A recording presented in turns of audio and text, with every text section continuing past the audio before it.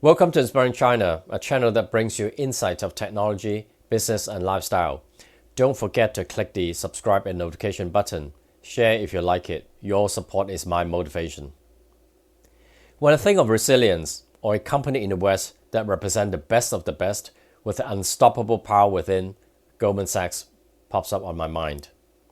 Marcus Goldman, a German Jewish immigrant, arrived in the US to pursue his American dream in 1848.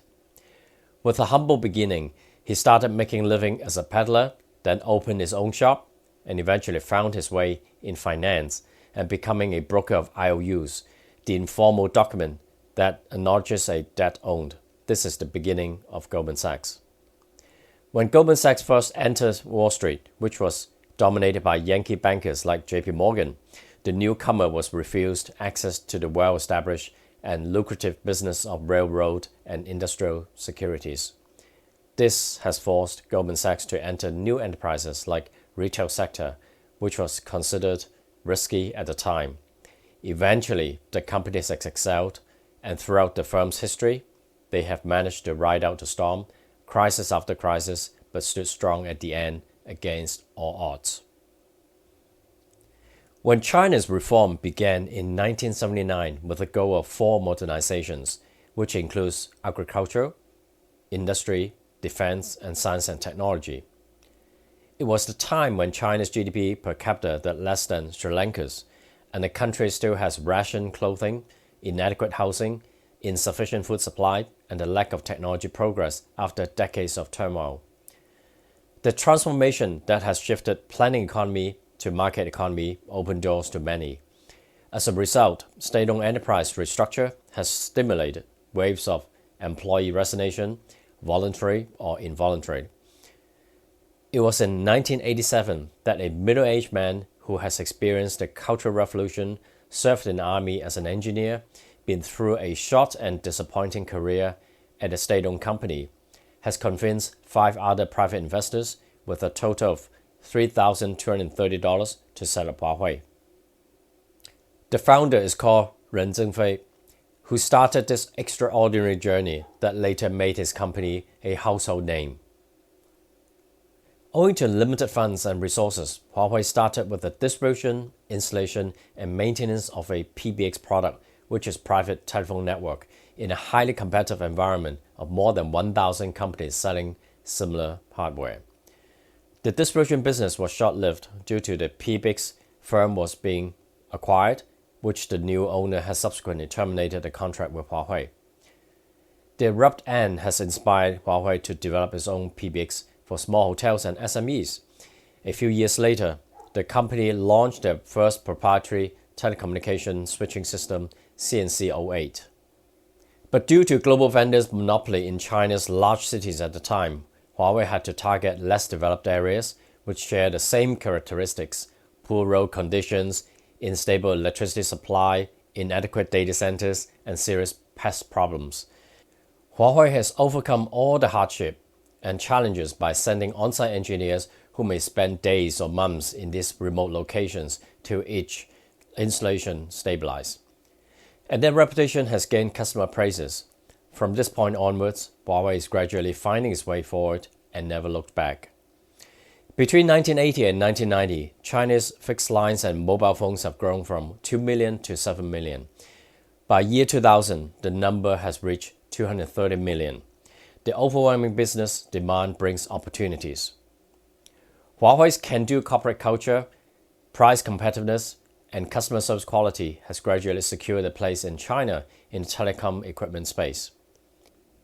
As early as 1995, Huawei has already established the Centralized Research Institute, which consolidated research engineers across production lines, marketing, and other departments.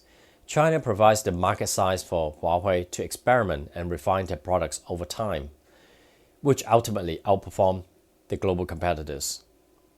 During the internet bubble around 2000, many global telecom firms have scaled down their operations substantially.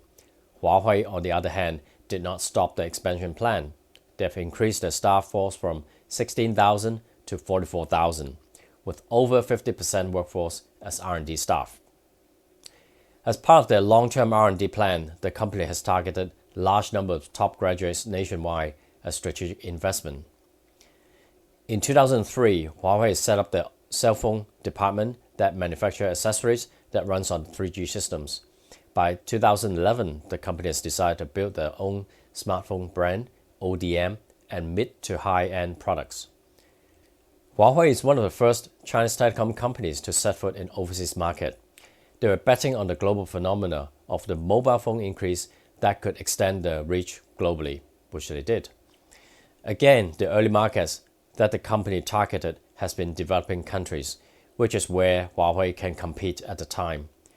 By 2005, 58% of the firm's revenue are from overseas market. Huawei is different amongst its peers in many ways. For example, they are a privately held company with 1.14% owned by the founder and the remaining shares owned by the 100,000 employees. The shareholding arrangement has been established from day one.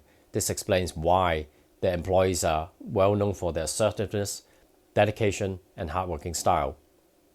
The company has also implemented a rotating CEO system, which ensures the use of collective wisdom of the standing committee rather than the wisdom of one single individual. The idea is inspired by a book called Flight of the Buffalo by James Belasco and Ralph Steyer. Huawei has an absolute focus in research and development. Today, the company has 16 R&D centers, 36 customer collaboration innovation center, and 10% of revenue goes to R&D. During the global financial crisis, the company has thrown in additional of $2 billion on R&D. Overseas, Huawei has collaborated with leading global firms Vodafone, HP, Infineon, Intel, Microsoft, and Texas Instruments in setting up joint laboratories. Huawei has filed a total of 42,000 patents, world second according to WIPO. A total of 18,000 recommendations were submitted by Huawei working with the international standardization organizations. In 2020, BCG has rated Huawei as the 5th most innovative companies in the world after Apple, Alphabet, Amazon, and Microsoft. As the world's largest supplier of telecommunication equipment, in 2019, the company's total revenue is $13 billion, net income of $1 billion, and employs 194,000 globally. As BCG described, during the global fight against COVID-19, Huawei doubled down its innovation effort and launched the anti-COVID partner program that focused on AI, remote office, smart healthcare, and online education to support the fight against the pandemic. Its AI-assisted diagnostics, for example, could output CT quantification result in seconds and help frontline medical staff detect COVID cases. The tech giant is also shifting itself from an Innovation 1.0 model to Innovation 2.0, which means breakthroughs in basic theories and developing new basic technologies driven by shared vision for the future.